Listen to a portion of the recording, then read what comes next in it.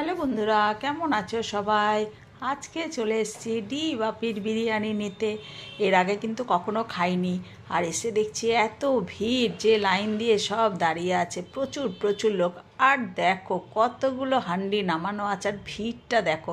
জানি না তোমরা যারা কলকাতায় থাকো তারা তো অনেকেই খেয়েছো, কিন্তু আমি তো আর খাইনি। আমি আজকে কলকাতায় এসেছি বলে তাই ভাবলাম আজকে রাতে ডিনারটা আমরা ডি বাপি বিরিয়ানি দিয়েই সারবো। তো চলো, ডি বাপির বিরিয়ানি নিয়ে বাড়িতে চলে এসেছি।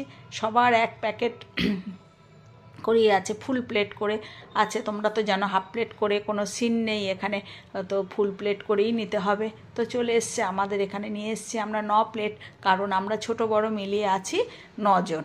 তো তাই জন্য ভাবলাম যে চলো তোমাদেরকেও একটু দেখিয়ে নিই। তোমরা অনেকেই খেয়েছো, এর টেস্ট আগে করে নিয়েছো, তো আমরা তো খাইনি আজকে, তাই আজকে খাবো বলে একদম রেডি সেডি হয়ে বসে আছি। যদি আমি বিরিয়ানি খেতে ভালোবাসি না, কিন্তু ওখানে দাঁড়িয়ে এত গন্ধ বেরোচ্ছিলো মনে হচ্ছে ওখান থেকেই খেয়ে নিই। তো তাই জন্য বাড়িতে নিয়ে চলে আসা হয়েছে। আজকে আমরা সব সিদ্ধান্ত নিয়েছিলাম ডিনারে আজকে বিরিয়ানি খাবো। তো চলো, ছেলেগুলোকে বেড়ে দিয়েছি। তো বেড়ে দেওয়ার পর ওরা খেতে বসবে। এই যে ওদেরকে বেড়ে দেওয়া হয়েছে। আর এটা ছিল মাটন বিরিয়ানি, আর মাটনের সাইজগুলো ছিল দারুণ দারুণ, মানে প্রায় 200 গ্রাম করে তো হবেই, 200 থেকে 250 গ্রাম। সত্যি এত বড় বড় পিস যে কী বলবো। আর দেখো আমার মেয়ে আর ছেলেগুলো এখন দেখো একদম মজা পেয়ে গেছে। ওরা বলছে ঢেলে দাও, পুরোটাই ঢেলে দাও। আমরা খা আগে, তারপরে দিচ্ছি। তো ওরা গন্ধে একদম আর থাকতে পারে না, বিরিয়ানি পাগল একদম। মানে বাচ্চারা, সব বাচ্চারাই তাই, দেখো একদম হাম হাম করে খেয়ে নিচ্ছে। এদিকে এখানে সাদা ভাত দাও তো খাবে না।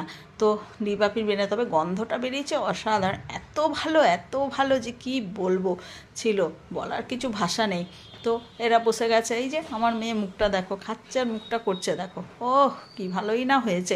তবে আমরা এখনও খাইনি, আমরা খাবো। বড়রা, ওরা ছোট তো, ওরা গন্ধে আর টিকতে পারছে না, আমরাই পারছি না, তো ওরা আর কী বলবে। ওরা তো আরও মানে খাওয়ার জন্য একদম পাগল হয়ে গেছে। তাই ওদেরকে খাবারটা দিয়ে দিলাম। এবার আমরা বসে গেছি, কর্তা গিন্নি আরও সবাই যে যা পেরেছে এদিক ওদিক করে বসে পেরেছে, কারণ কেউ আর থাকতে পারছে না।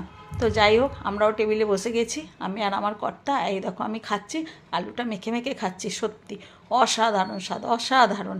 আর দেখো মাংসর পিসটা দেখো, সত্যি এত বড় ছিল, আমি তো গোটা পিসটা খেতেই পারিনি।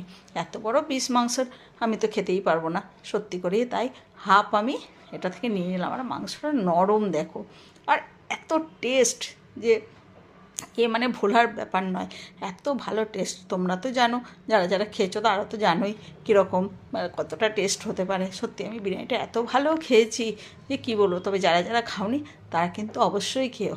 তো চলো আমরাও